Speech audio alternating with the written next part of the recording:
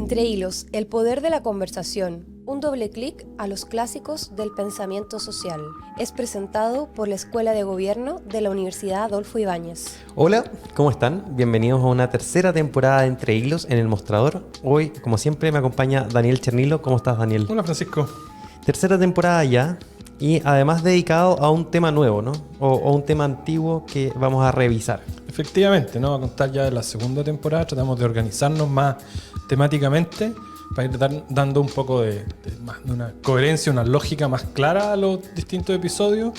Acabamos de cerrar, ¿no? La dedicada a temas más sociológicos, y vamos a empezar ahora una nueva que tiene que ver con las relaciones entre filosofía y política. En general uno piensa que la filosofía es este espacio donde algunas personas muy inteligentes se dedican a leer y escribir libros que no tienen nada que ver con la realidad, y un poco lo que nos vamos a concentrar, siguiendo también la cronología de partir en el siglo XX y ojalá llegar a autores bien contemporáneos, a filósofos que han hecho la pregunta por la relación entre el pensamiento y la política, las ideas y la política, una cuestión bien fundamental. Entonces ese es un poco el objetivo, ¿no? O la visión que está detrás de esta nueva tercera temporada.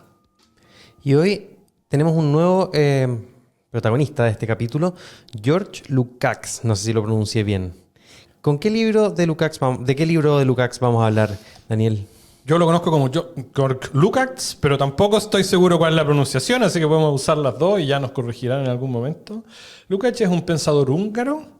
Sí, nació en 1885 y murió en 1971.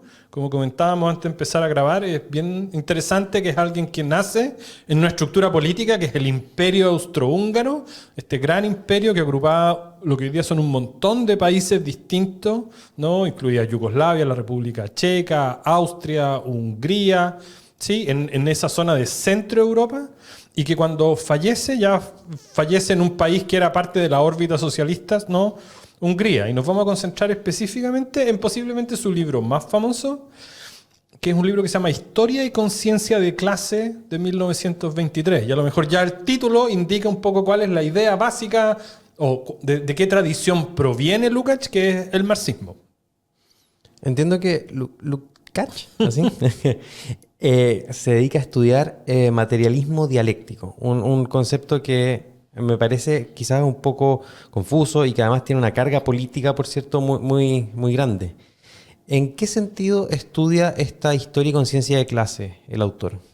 A ver, el materialismo dialéctico es una de esas, ¿no? Como conceptos que son como bien centrales para la tradición del marxismo, sobre todo el marxismo de finales del siglo XIX y el siglo XX. A veces se habla de materialismo histórico, pero se refiere más o menos a lo mismo. Y como el concepto tiene dos partes, yo creo que es como bueno tratar como de explicar los dos términos. Es el pensamiento de Lukács, que viene de Marx, es materialista en el sentido que entiende que la primacía, el elemento más importante para comprender la sociedad, no son las ideas, sino que es la vida económica. Es la forma, en el lenguaje marxista, en que se reproduce la vida material. La economía es el espacio más importante de la sociedad. Por eso, en el lenguaje filosófico, a eso lo llaman materialismo, para oponerlo al idealismo, que sería pensar que las ideas, por ejemplo las ideas religiosas, son lo que priman en la sociedad. ¿Y por qué es dialéctico? Es porque en ese tiempo, sobre todo, y esto también es una idea que viene de la primera mitad del XIX con un pensador como Hegel, es la idea de que las cosas evolucionan históricamente, nada es estático, nada tiene una esencia que se mantiene inmutable, que no cambia, y que es lo mismo la economía en el siglo XII, en el siglo XVIII o en el siglo XXI. Entonces es un materialismo, es decir, primacía de la economía, pero entender la forma en que la economía evoluciona, va cambiando, se va transformando durante la historia. Entonces, la idea como principal que efectivamente él trata de elaborar es este concepto de, por un lado, materialista y por el otro lado, dialéctico. Enmarcado en el estudio del marxismo, ¿cómo se entiende el marxismo en este sentido?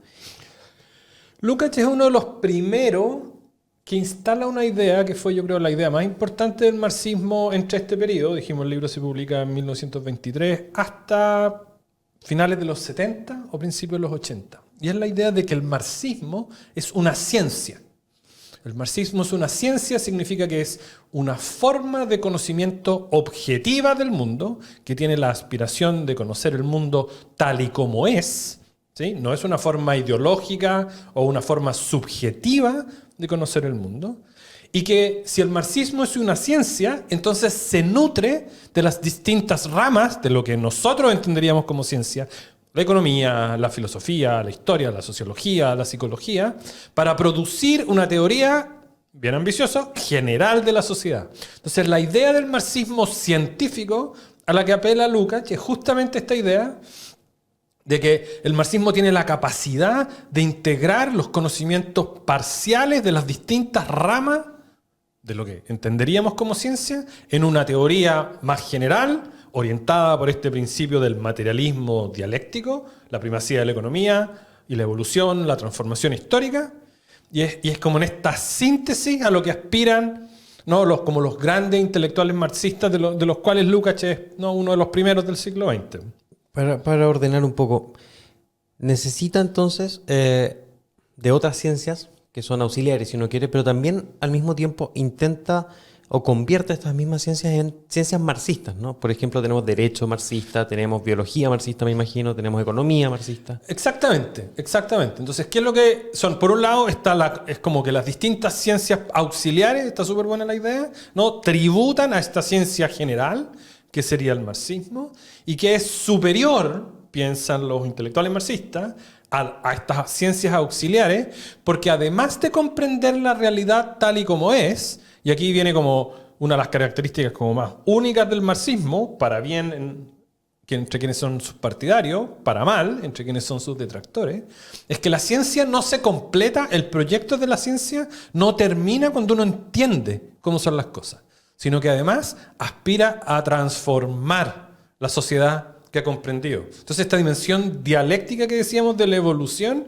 tiene este componente adicional, de que en la medida en que yo comprendo mejor cómo son las cosas y cómo van cambiando, también se hace posible proyectar, anticipar, producir un tipo de cambio en la sociedad determinado. Por supuesto, en el cambio del marxismo, ese no es un cambio en cualquier dirección, este es un marxismo bien tradicional del siglo XX, que es un marxismo que piensa que el proletariado, la clase trabajadora, está a la vanguardia de los cambios sociales y que es la clase encargada de llevar a cabo estos cambios que la teoría marxista primero descubre y después propone un plan de acción para la transformación de la sociedad.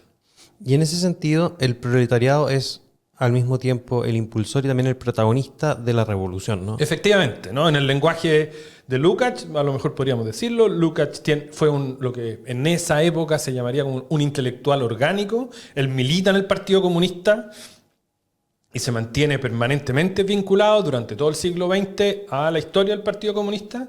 Entonces la identificación de este actor social fundamental, ¿sí? Que por un lado está en el centro de la producción económica, por eso su relevancia, el proletariado es el actor económico más importante, porque solo el proletariado, solo los trabajadores crean valor, esa es parte de la teoría del valor de Marx, pero al mismo tiempo porque tienen esta capacidad política.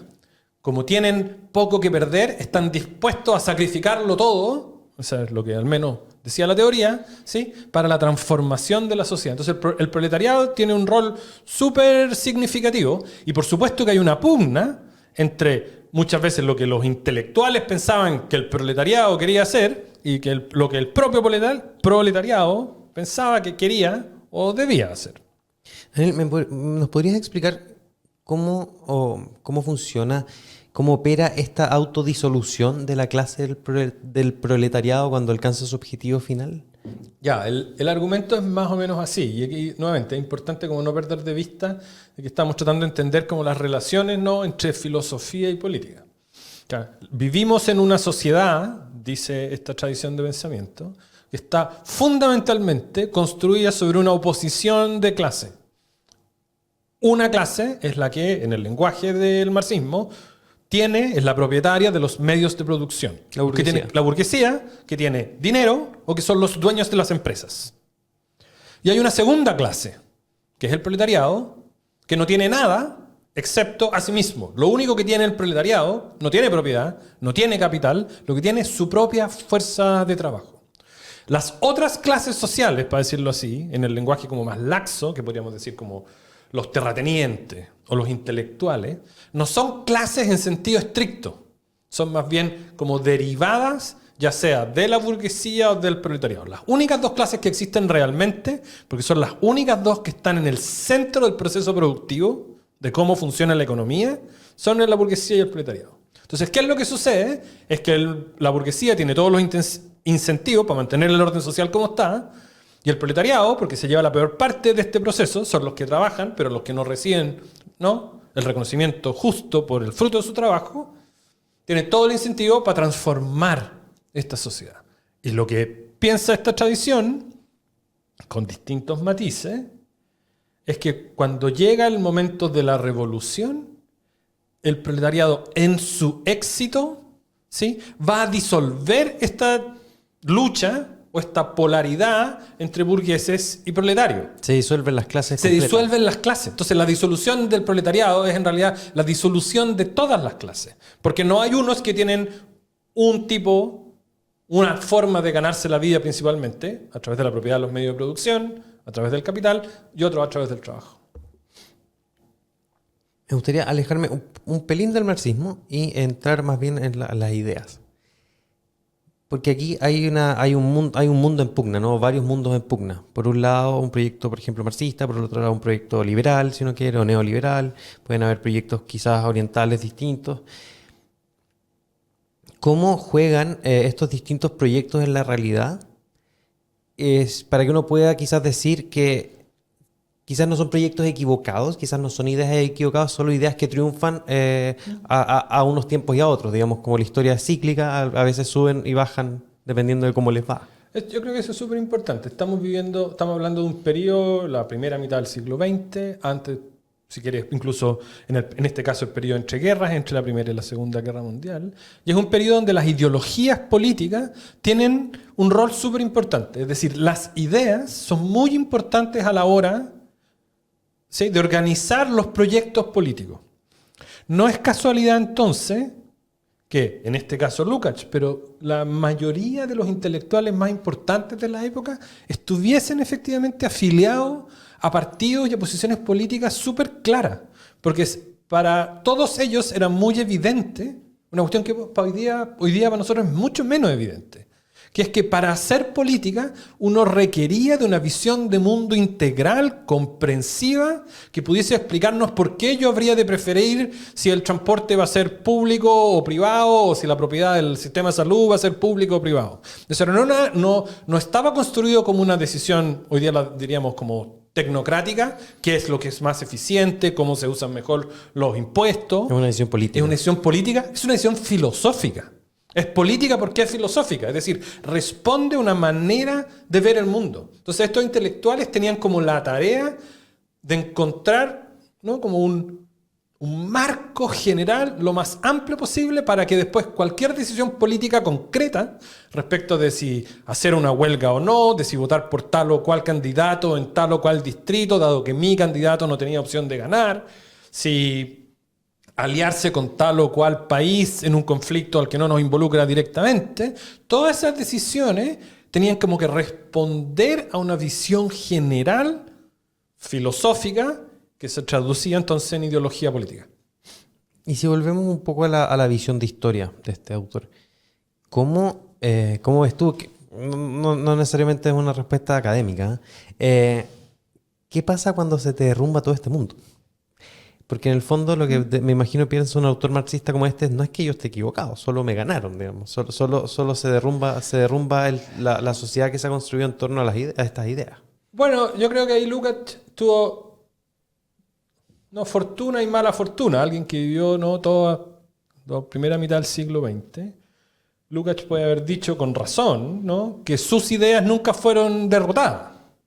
Así en el sentido como más profundo, más definitivo de la expresión, ¿no? Él se educa en un momento en que el marxismo está en ascendencia, ¿sí? Desde ese punto de vista, por ejemplo, él ya es un intelectual que está formado en el momento de la Revolución Rusa en 1917, ¿no?, y tiene este vínculo permanente con el Partido Comunista húngaro, alemán y en último término soviético. Y finalmente un país como la Unión Soviética hasta los 70 era una de las dos grandes superpotencias del mundo. Desde ese punto de vista uno diría Lukács no tuvo la experiencia concreta sí, de ver sus ideas derrotadas en ese sentido. Desde otro punto de vista hay dos grandes eventos de este periodo, que son dos de los eventos más tristes de la historia del marxismo político, en los que Lukács no sale muy bien parado. La primera es el pacto de no agresión entre Hitler y Stalin durante la guerra, que a los partidos comunistas de todo el mundo les generó dificultades enormes encontrar alguna justificación para que los comunistas miraran para el lado mientras los nazis invadían Europa. Y todas clases de volteretas intelectuales que hoy día resultan casi imposibles de reconstruir de lo enrevesada para tratar de justificar una cuestión que no tenía mucho sentido. Y el segundo episodio, tanto más dramático, son las purgas, los campos de trabajo forzados de Stalin, a los que Lukács nunca critica, como intelectual orgánico, como intelectual que se debía al partido.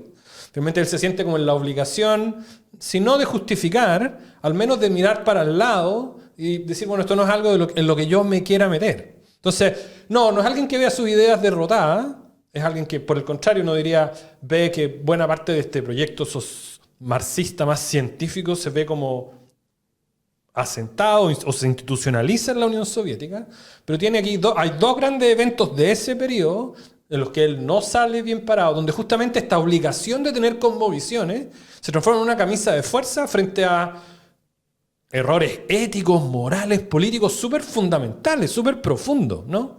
El haber hecho un pacto con Hitler y los campos de trabajo forzado y eventualmente de exterminio de Stalin, no son crímenes menores, no son errores tácticos que uno puede decir, bueno, a cualquiera se le puede pasar, son cuestiones súper fundamentales frente a las cuales él no tiene mucho cómo encontrar un argumento, justamente porque está siempre trabajando en este plano de cuál es el gran proceso histórico que nos va a conducir a una sociedad sin clase.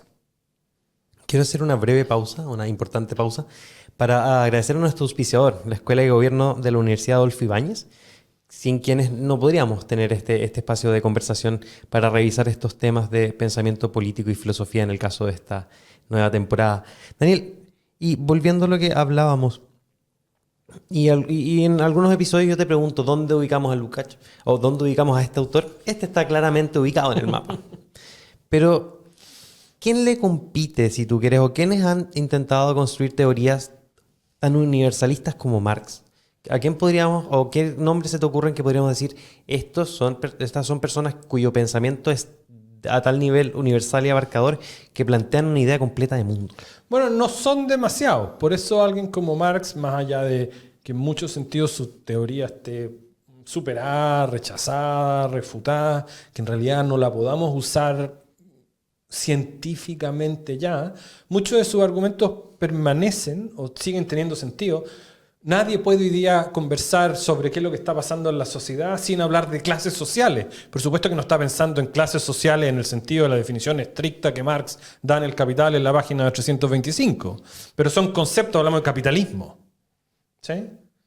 Y hablamos de mercancía o de bienes de consumo. Toda esa terminología está en el caso de Marx. Yo diría que en este caso, en el caso de alguien como Lukács, más que identificarlo con un intelectual, yo creo que hay como dos grandes tradiciones de pensamiento que son como a las que él se está como oponiendo. Una es lo que hoy llamaríamos como el pensamiento liberal, esta idea de que lo que prima en la sociedad no son las clases, sino que los individuos que deciden autónoma y libremente cómo quieren vivir sus vidas. Y por el otro lado, el tipo de pensamiento nacionalista, no únicamente, pero en el caso de Lukács de manera muy importante, en lo que devino en el fascismo, y que es la idea que entonces más importante que el individuo, o más importante que las clases sociales, lo que importa es la nación, el grupo étnico, la raza, y que ese es realmente, ¿no?, el motor, el centro de la vida social. Entonces, en este periodo, uno diría, el pensamiento religioso, el catolicismo sigue siendo súper importante, pero no es el principal como opositor ideológico. Hicimos un episodio sobre Sartre ya hace mucho tiempo, en la primera temporada, uno de los primeros episodios. Sartre hace un poco un diagnóstico de este tipo. Dice, bueno, el catolicismo es importante, pero viene un poco de bajada. Entonces, los otros dos grandes competidores ideológicos del pensamiento moderno serían, pues, por un lado el liberalismo y por el otro lado el nacionalismo. Bien, creo, Daniel, que se nos acaba el tiempo. Me gustaría que pudiéramos volver a estas ideas en próximos episodios para que dejemos nacionalismo y liberalismo ahí con un pin. Muchas gracias y muchas gracias a ustedes por escucharnos. Hasta la próxima. Gracias, Francisco. Gracias a todos. Entre hilos, el poder de la conversación. Un doble clic a los clásicos del pensamiento social. Fue presentado por la Escuela de Gobierno de la Universidad Adolfo Ibáñez.